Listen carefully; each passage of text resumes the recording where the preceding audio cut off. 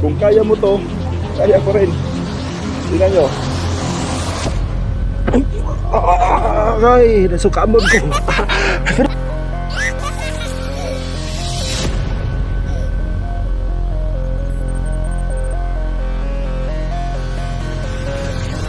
First, open tayo sa CapCut. Then we need 2 shots.